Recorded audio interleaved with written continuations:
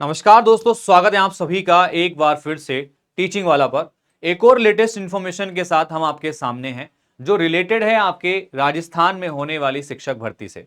तो समझिएगा, एक पहले इसके बारे में जान लेते हैं कि क्या न्यूज़ है। तो ये न्यूज़ आपकी आज ही की न्यूज़ है कि जयपुर में अब करीब 6000 अध्यापकों की नियुक्ति की राह आसान हो गई है।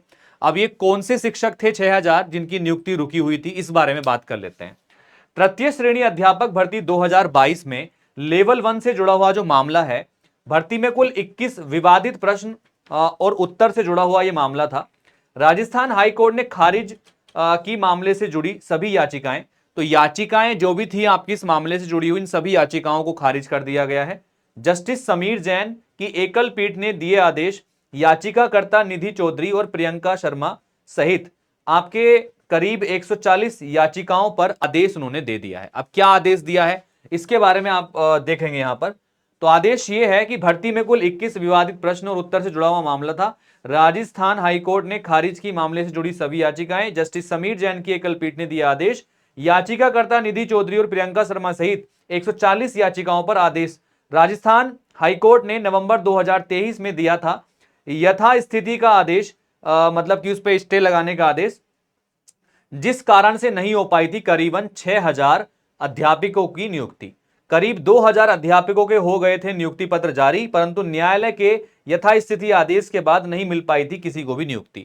तो मान के चलिएगा कि 6000 ऐसे अध्यापक थे जिनकी नियुक्ति का पत्र जारी नहीं हो पाया था, तो स्टे लगने के कारण वैकेंसी पे अब वो सारी वैकेंसी का जो स्टे था वो हटा दिया गया है। जो सारी याचिकाएं थी वो खारिज कर दी गई हैं। तो जो आपका 2022 में लेवल 1 से जुड़ा हुआ प्रकरण था तृतीय श्रेणी अध्यापक का, वो अभी क्लियर होता नजर आ रहा है। तो जो 6000 अध्यापकों की जो नियुक्ति रुकी हुई थी, अब उसका रास्ता साफ हो सकता है।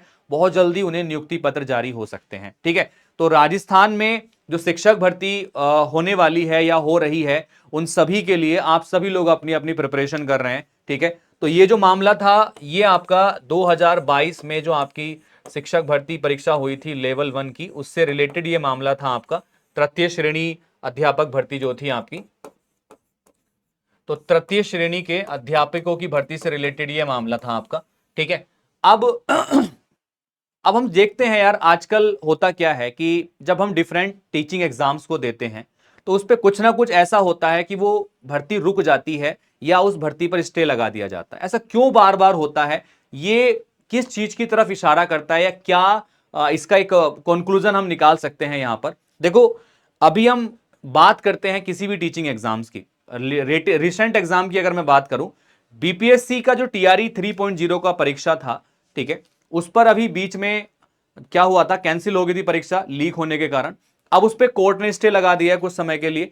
उन्होंने कुछ बताया गया था कि उसमें जो विज्ञापन था वो गलत था, उसको रिन्यू करके दोबारा से जारी करेंगे वो। ठीक है, तो कहीं ना कहीं ऐसी जो गलतियां देखने के लिए मिलती है ना, ये कहीं ना कहीं कमियों को दिखाता है कि क्या कमी चल रही है हमारे जो सरकार है या प्रशासन है उससे रिलेटेड चीजों को लेकर, या जो आयोग ऐसी भर्तियां निकालता है जिसमें क्लैरिफिकेशन नहीं होता है एलिजिबिलिटी क्राइटेरिया को लेकर, या फिर जब एग्जाम कंडक्ट कराए जाते हैं तो उसमें बहुत सारे प्रश्न हमें ऐसे देखने के लिए मिल जाते हैं जो या तो गलत होते हैं या फिर आउट ऑफ सिलेबस हमें देखने के लिए मिल जाते हैं, जिस वजह से लोग कोर्ट में जाते हैं और कोर्ट में जाकर मामला फंस जाता है, फिर मामला सालों साल अटका रहता है।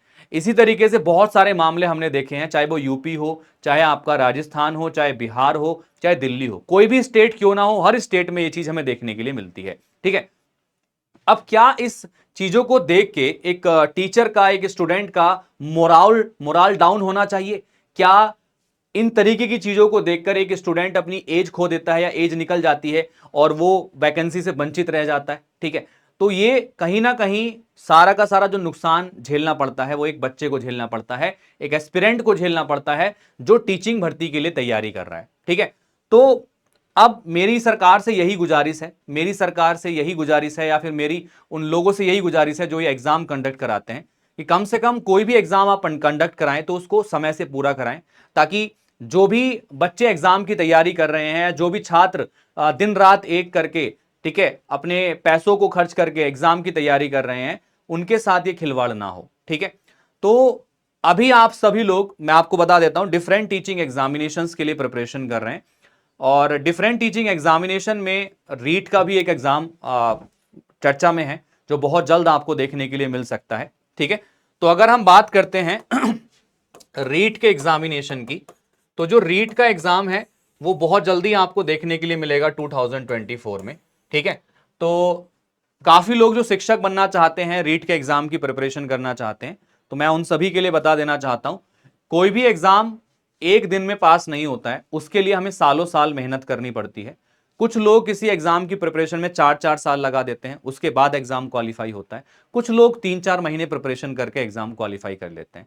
डिपेंड करता है कि आपकी डेडिकेशन क्या है, आपका जो जज्बा है उस एग्जाम के प्रति क्या है, या फिर आप धक्के लगेंगे जब आपको तब आप सीखोगे, ठोकर लगेगी तब आप सीखोगे। ठीक है, तो वही चीजें होती हैं। हमें अपने एग्जाम की प्रिपरेशन को सही समय से शुरू करना बड़ा जरूरी होता है। एग्जाम हमें पता है कि 2-3 महीने में हमें देखने के लिए मिल सकता है, तो हमें अपनी प्रिपरेशन आज से ही शुरू कर देनी चाहिए। और आज से क्यों, अभी से शुरू कर देनी चाहिए।